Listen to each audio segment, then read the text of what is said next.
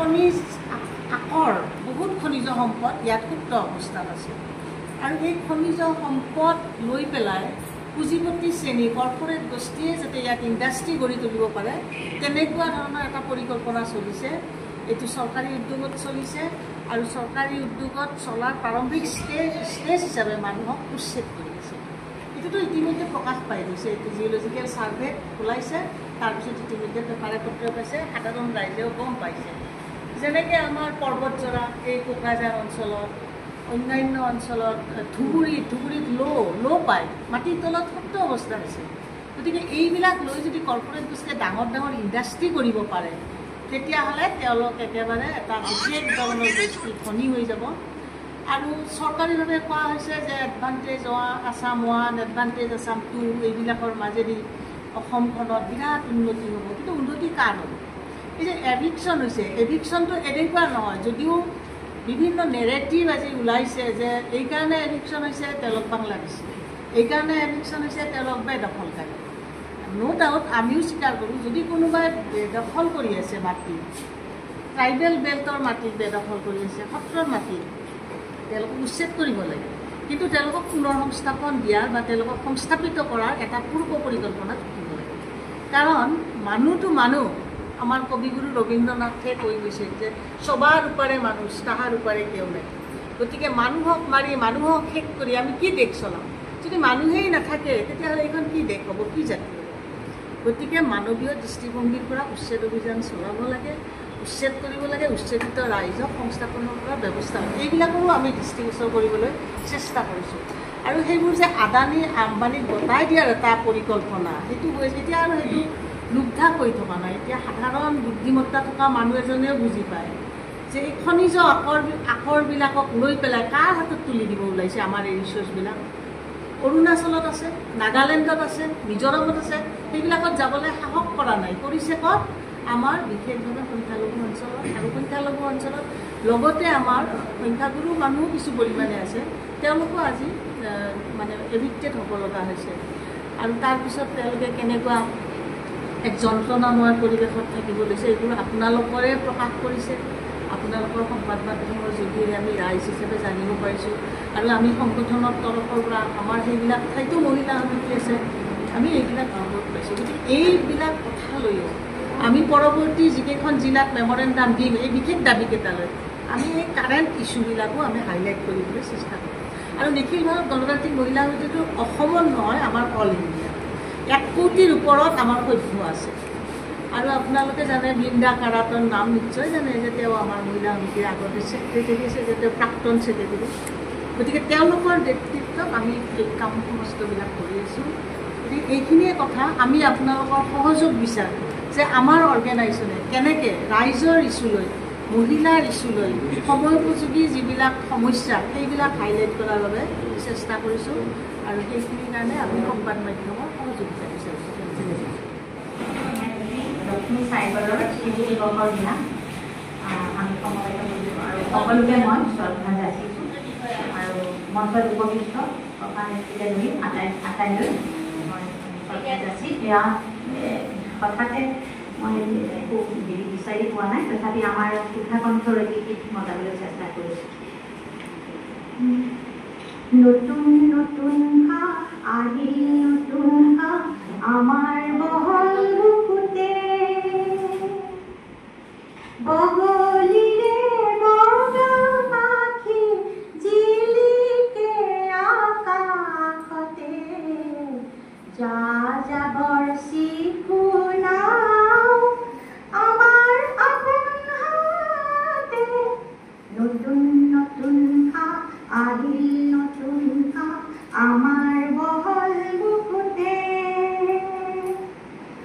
মৰা খুটি ঢল আৰু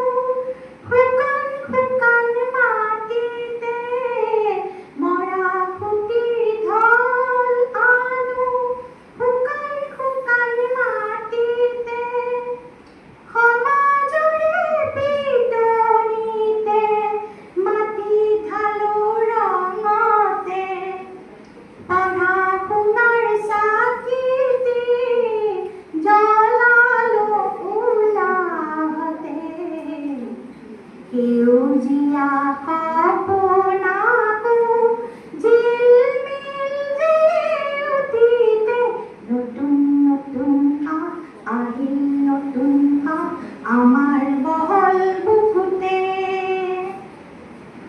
হেজাৰ যুগৰ এন্ধাৰকে আঁতৰাম নিজ হাতে হেজাৰ যুগৰ এন্ধাৰকে আঁতৰাম নিজ হাতে একতাৰে আগবাঢ়ো জেউতিৰে বাটে বাটে সুৰুজৰে ধেমালি ৰাগলি চোতালতে পুৰণিৰে গাত নাচে নতুন উলাহতে নতুন নতুন আহিল নতুন আমাৰ বহল বুকুতে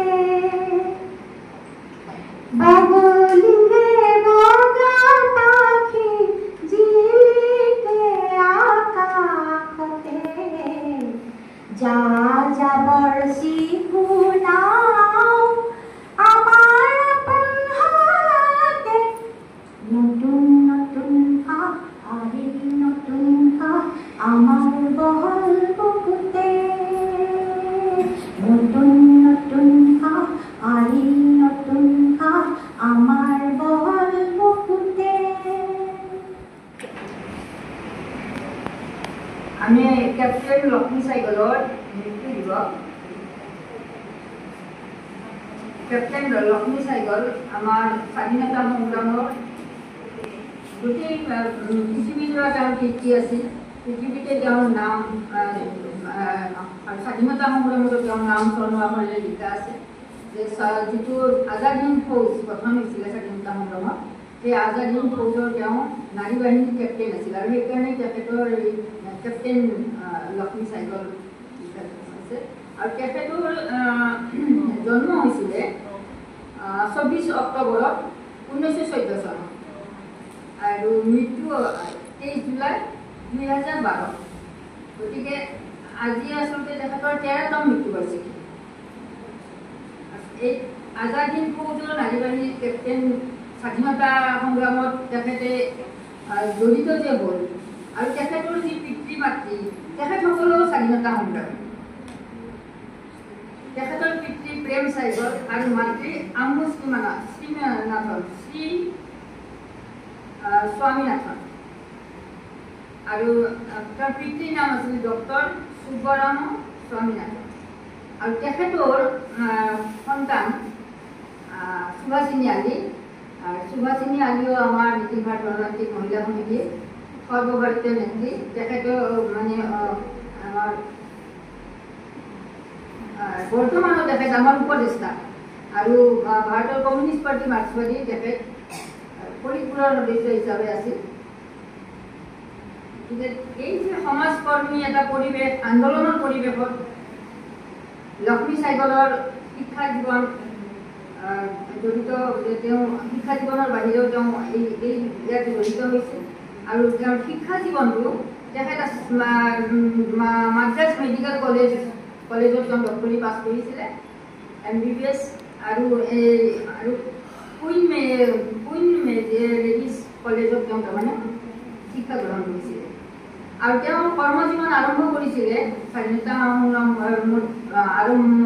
সংগ্ৰাম চলি আছে তেওঁ কৰ্মজীৱন আৰম্ভ কৰিছিলে ছিংগাপুৰত আৰু সেই ছিংগাপুৰতে আমাৰ ভাৰতীয় যিবিলাক কিছুমান শ্ৰমিক আছিলে আৰু কিছুমান কল কাৰখানা আছিল তাতে কাম কৰা শ্ৰমিক এই শ্ৰমিকসকলৰ মাজতে তেওঁ সংগঠন আৰম্ভ কৰিছিলে শ্ৰমিক সংগঠন আৰু স্বাধীনতা সংগ্ৰামৰ কাৰণে এই তাতেই তেওঁ কাম আৰম্ভ কৰিছিলে আৰু যে সুভাষ চন্দ্ৰ বসুৰ যে আজাদ হিন্দ ফৌজৰ কাম কাজ চলি তেওঁ তাতে জড়িত হৈ পৰিল আৰু এই স্বাধীনতা সংগ্ৰামত তেওঁ এই স্বাধীনতা সংগ্ৰামত তেওঁ গুৰি ধৰিলে গতিকে ভাৰতবৰ্ষ স্বাধীন হ'ল ভাৰতবৰ্ষ স্বাধীন হোৱাৰ পিছত আমাৰ দেশৰ যি চৰকাৰ এই চৰকাৰেও আমাৰ সৰ্বসাধাৰণ ৰাইজৰ জীৱন জীৱিকাৰ কাৰণে যিমানখিনি কৰিব লাগিছিল তেওঁলোকে তেনেকৈ ধৰণে আগবাঢ়িব পৰা নাই বা আগবঢ়া নাই আৰু ৰাইজৰ দাবী দাৱা উত্থাপনৰ হেতু ৰাইজক সংগঠিত কৰাৰ কাৰণে স্বাধীনতা সংগ্ৰামী আমাৰ মহিলা নেত্ৰীসকলে নিখিল ভাৰত গণতান্ত্ৰিক মহিলা সমিতিৰ জন্ম দিয়ে আৰু সেই 19 দিছে এই নিখিল ভাৰত গণতান্ত্ৰিক মহিলা সমিতিৰ তেখেতসকলৰ প্ৰতিষ্ঠাপক এই বাহিনী নেত্ৰীসকলৰ মাজত ডক্টৰ লক্ষ্মী সাইগল এগৰাকী আৰু আমি নিজেই গম পাইছোঁ আমি যিবিলাক সৰ্বভাৰতীয় সন্মিলনত আমি নিখিল ভাৰত গণতান্ত্ৰিক মহিলা সমিতিৰ গৈছোঁ তেখেত দীৰ্ঘদিনলৈ আমাৰ নিখিল ভাৰত গণতান্ত্ৰিক মহিলা সমিতিৰ কেন্দ্ৰীয় কমিটিত আছিলে সভাবিলাকত আহিছিলে আৰু তেখেতে মৃত্যুৰ আগলৈকে যি গৰীব জনসাধাৰণ তেওঁ আছিলে কানপুৰত আচলতে তেওঁ কানপুৰত উত্তৰ প্ৰদেশৰ কানপুৰত তেওঁলোকৰ ঘৰ আৰু তাতেই তেওঁৰ চিকিৎসা আগবঢ়াইছিল আৰু গোটেই জীৱনটো তেওঁ এই সমাজ সেৱা চিকিৎসা সেৱাৰে তেওঁ চলাইছিলে তেওঁ আৰু শ্ৰমিক মহিলা সমিতিৰ আন্দোলন গণসংগঠনৰ লগতে শ্ৰমিকৰ যি গণসংগঠন এই গণসংগঠনতো তেওঁ নেতৃত্বকাৰী ভূমিকা লৈছিল আৰু আমি ইয়াতে গম পাইছোঁ যে অসমৰ যি সমাৱেশ শ্ৰমিক সংগঠনৰ ইয়াতো তেখেতে ইয়াতে বক্তব্য ৰাখিবলৈ আহিছিল গাঁওখনত গতিকে আমি এই ধৰণৰ যি নেত্ৰী এগৰাকী আমাৰ নিখিল ভাৰত গণতান্ত্ৰিক মহিলা সমিতিৰ কেন্দ্ৰীয় কমিটিয়ে প্ৰতি বছৰে বিভিন্ন ধৰণে আমি পালন কৰি আহিছোঁ আৰু এই বছৰটো আমি সাম্ৰাজ্যবাদ বিৰোধী দিৱস হিচাপে এইকাৰণে লোৱা হৈছে যে আমি গোটেই পৃথিৱীতে আজি সাম্ৰাজ্যবাদী শক্তিয়ে আমাৰ যুদ্ধৰ যি ডাঙমা গঢ়ি তুলিছে গোটেই পৃথিৱীখনতে ইয়ে আমাৰ ৰাইজৰ যি জীৱন আৰু সম্পত্তি তাৰ ওপৰত বিৰূপ প্ৰভাৱ পেলাইছে আমি আচলতে পৃথিৱীখনত এই যি আগ্ৰাসন এই আগ্ৰাসনৰ বিৰুদ্ধে আমি গণতান্ত্ৰিক শক্তি হিচাপে গণতান্ত্ৰিক সংগঠন হিচাপে এই আগ্ৰাসনৰ বিৰোধী আৰু আমি আমাৰ দেশতো ইয়াতে আমেৰিকাৰ মদততে আমাৰ যি ইউক্ৰেইন ৰাছিয়াৰ যি যুদ্ধ চলিছে এতিয়াও সমাপ্ত হোৱা নাই ইউক্ৰেইনৰ জৰিয়তে আমেৰিকাই ঘাটিবাটা ষড়যন্ত্ৰ কৰিছিলে আৰু এই যাৰ পিছতে নেটো গোষ্ঠীও লগ হৈ ছভিয়েটক ফলপ্ৰসূ পেলোৱা আগ্ৰাসন কৰা এই ধৰণৰ এটা পৰিৱেশ সৃষ্টি কৰিছে তাৰ ফলতে যুদ্ধ এতিয়াও চলি আছে আৰু এই যে ইজৰাইলে পেলেষ্টাইনৰ ওপৰত যে আক্ৰমণ কৰিছে এই পেলেষ্টাইনৰ আজি এই ধৰণৰ অৱস্থা তাৰ মহিলা আৰু 60,000ৰো বেছি লোকৰ মৃত্যু হৈছে এই যুদ্ধখন এই আগ্ৰাসনৰ ফলত আৰু তাৰে ব্যাপক অংশ মহিলা আৰু শিশু আৰু এই যুদ্ধত তেওঁলোকৰ যি গাজা অঞ্চলৰ এই যি পেলেষ্টাইন ধ্বংসস্তূপত পৰিণত হৈছে গতিকে এই ধৰণৰ যি হিংসা জীৱন আৰু সম্পদৰ যি ধ্বংস এই ধ্বংসটো আচলতে বন্ধ হ'ব লাগে আমি নিখিল ভাৰত গণতান্ত্ৰিক মহিলা সমিতিয়ে নহয় পৃথিৱীৰ বিভিন্ন সংগঠনে বিভিন্ন সচেতন নাগৰিকে সংগঠনে আজি এই যুদ্ধৰ বিৰোধী সংগ্ৰাম আৰম্ভ কৰিছে এনেকি আমেৰিকাই যাৰ সাম্ৰাজ্যবাদী চক্ৰান্তত এই যুদ্ধ আচলতে আৰম্ভ হৈ আছে তেওঁলোকে কেৱল অস্ত্ৰ বিক্ৰীৰ কাৰণে এই ধৰণৰ উচতনিমূলক যিবিলাক গোটেই পৃথিৱীত নিজৰ প্ৰভুত্ব কৰ্তৃত্ব বজাই ৰখাৰ কাৰণে এই যিটো তেওঁলোকৰ নিচা এই সাম্ৰাজ্যবাদী যি আগ্ৰাসনৰ যি তেওঁলোকৰ মনোভাৱ এই মনোভাৱটো আচলতে কাৰণেই আছে এই ধৰণে তেওঁলোকে এই কামবিলাকক যুদ্ধৰ বিভিন্ন পৃথিৱীৰ দেশে দেশে সমৰ ক্ষেত্ৰ তৈয়াৰ কৰাৰ কাৰণে তেওঁলোকে লাগি থাকে বিভিন্ন দেশত কূটাঘাতমূলক কাম কাজ বৃদ্ধি কৰা তাৰ ফলত অস্ত্ৰ ব্যৱসায় গতিকে সাম্ৰাজ্যবাদী শক্তিবিলাকৰ এইটো ধৰণৰ চৰিত্ৰ আমি আচলতে সচেতন পৃথিৱীৰ সচেতন নাগৰিক আমাৰ দেশৰ লগতে আমি আজি অসমত আছোঁ আমাৰ এই অসমৰ লগতে গোটেই পৃথিৱীৰে সচেতন ৰাইজ আজি চিন্তিত আৰু আমি আজি এই পবিত্ৰ দিনটোত লক্ষ্মী চাইগলে যে ভাৰতৰ স্বাধীনতা সংগ্ৰাম আছিল, সাম্ৰাজ্যবাদী আগ্ৰাসন, ব্ৰিটিছে আমাক আগ্ৰাসন কৰিছিলে, আমাক পদোন্নত কৰিছিলে। আৰু সেই আগ্ৰাসনৰ ব্ৰিটিছে এটা সময়ত আমাক সাম্ৰাজ্যবাদী আগ্ৰাসন কৰিছিলে আৰু আমি সেই স্বাধীনতা যুদ্ধত আমি জয়ী হৈছিলোঁ। আৰু এই যি তাৰপিছতো পৃথিৱীত এতিয়াও এই সাম্ৰাজ্যবাদী আগ্ৰাসন কমা নাই। আমেৰিকাৰ নেতৃত্বত আজি এই আগ্ৰাসন পৃথিৱীত চলি আছে।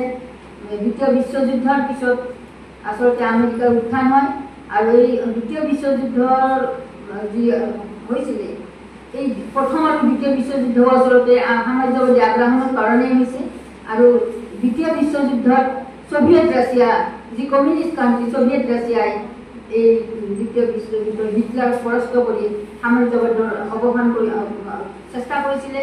কিন্তু তাৰপিছতো এই আমেৰিকাৰ উত্থান আৰু এই আমেৰিকাই গোটেই পৃথিৱীতে আজি এই ধৰণৰ এটা মানুহৰ মাজত সম্পদ আৰু মানুহক সম্পদ লুণ্ঠন আৰু সাধাৰণ মানুহৰ জীৱনৰ ওপৰত যি এই ধৰণৰ হত্যালীলা, নিৰ্মম হত্যালীলা চলাইছে। শিশু আজি দুৰ্ভিক্ষত, পেলেষ্টাইনৰ দুৰ্ভিক্ষৰ শিশুৱে আজি খাব পৰা নাই। আৰু কিউবাত অৰ্থনৈতিক অৱৰোধ, এই ধৰণৰ যিবিলাক আমেৰিকাই সাম্ৰাজ্যবাদী শক্তিয়ে কৰি আছে তাৰ বিৰুদ্ধে আজি গোটেই আমাৰ নিখিল ভাৰতীয় ৰাজনৈতিক মহিলানীকে এই পদক্ষেপ লৈ সচেতন কৰাৰ কাৰণে মহিলাক মানে আমাৰ সতীৰ্থসকলে যে তাক সচেতন হ'ব পাৰোঁ তাৰ কাৰণে আজি এই কাৰ্যসূচীটো লৈছে। সাম্ৰাজ্যবাদী আগ্ৰাসনৰ সাম্ৰাজ্যবাদী যুৱক হিচাপে আমি আজি চিন্তা চৰ্চা কৰিছোঁ। আৰু এইখিনি আমাৰ সাম্ৰাজ্যবাদী যি আগ্ৰাসন এই সম্পৰ্কত আমাৰ বক্তা বিতংভাৱে ক'ব। এইখিনি কৈ আটাইকে ধন্যবাদ জনাওঁ। সভ্যতা বিজ্ঞানৰ অগ্ৰগতি এটা বিশেষ ষ্টেজলৈ গুচি যায়। যেনে ইংলেণ্ডৰ বিজ্ঞানত শিল্প বিপ্লৱৰ পিছত এনেকুৱা উৎকৰ্ষতা লাভ কৰিছিল যে তেওঁলোকৰ দেশীয় বজাৰত যিবিলাক উৎপাদন হৈছে দেশত বিক্ৰী নহয়, বেলেগত যাব লাগে। সৰু দেশ তেওঁলোকৰ, আমাৰ বোধে অসমখনতকৈ অলপ ডাঙৰ। গতিকে তেওঁলোকৰ 10% মানুহে যদি সেই কমোডিটিবিলাক কিনে তথাপি তেওঁলোকৰ বিশেষ লাভ নহয়, উৎপাদিত বস্তুবিলাক বেলেগত যাব লাগিব। গতিকে ইংলেণ্ডৰ বজাৰ দখল কৰিলে আৰু লগত বিশেষভাৱে আহিলে ফ্ৰান্স। সেইকাৰণে এটা সময়লৈকে ফ্ৰান্স আৰু ইংলেণ্ডে গোটেই পৃথিৱীখন দখল কৰিছিল, পিছপৰা অনুন্নত দেশবিলাকক। আৰু এই যে কয় ইংলেণ্ডৰ বেলি ডুব নাযায়, ইংলেণ্ডত হেনো বেলি ডুব নাযায়। বেলি ডুব নোযোৱা কথাটো কি বুজায়? তাৰমানে পশ্চিমীয় তেওঁলোকৰ দেশ আছে, এখন দেশ তাত গধূলি হৈছে, এখন দেশ তেওঁলোকৰ দখলত থকা সেইখনত ৰাতিপুৱাইছে।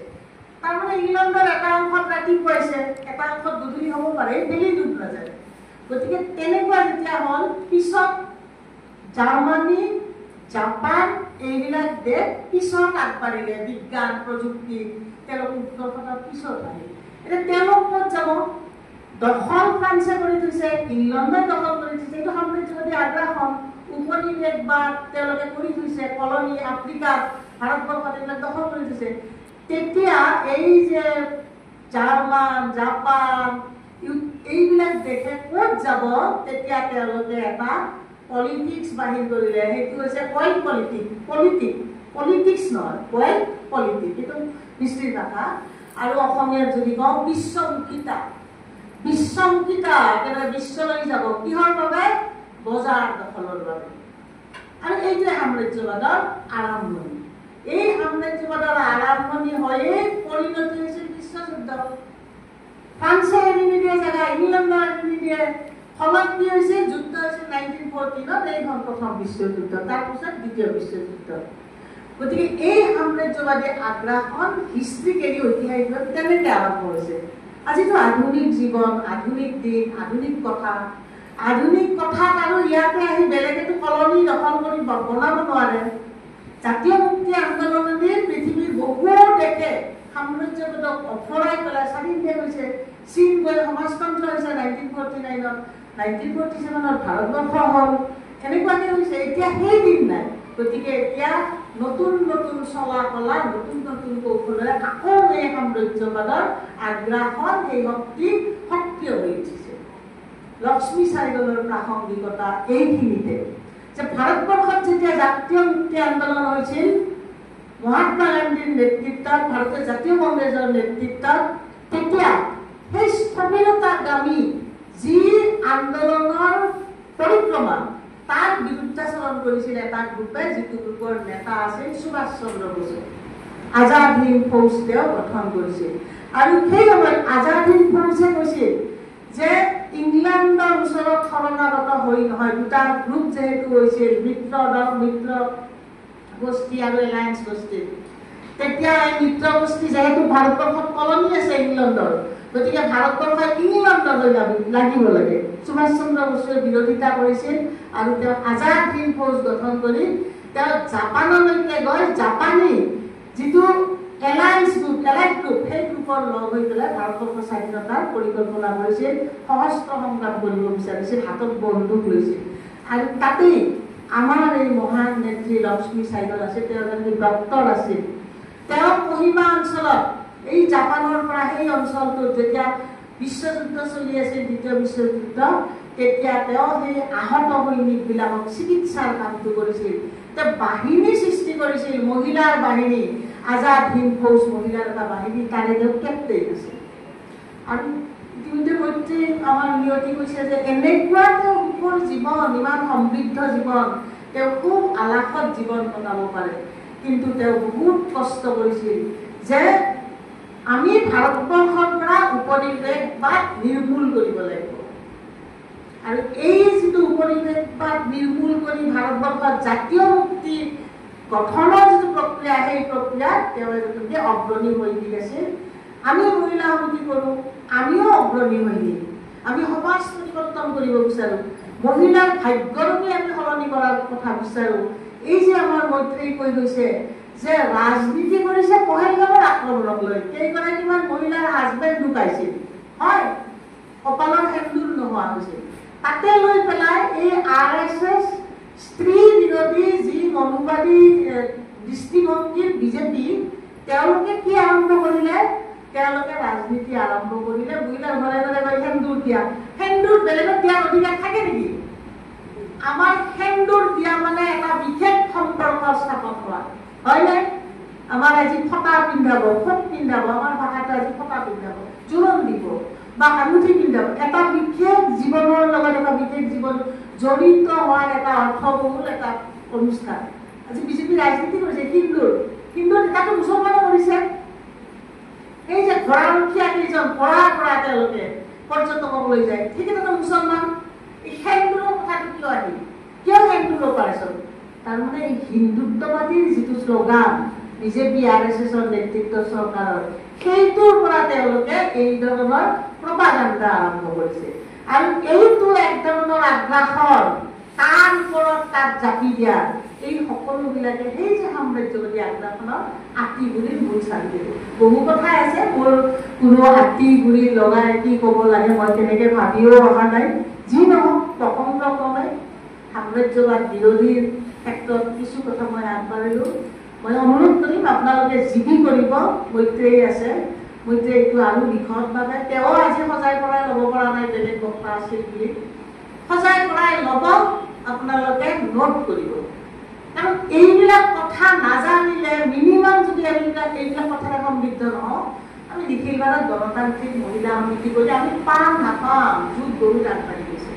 আমি সেই কেহেলু আমাৰ নিখিলবাৰত গণতান্ত্ৰিক মহিলা ৮০ চনত মাদ্ৰাজত হৈছিল, তাৰপিছত এইখিনিতে আমি সীমাবদ্ধ নহয়।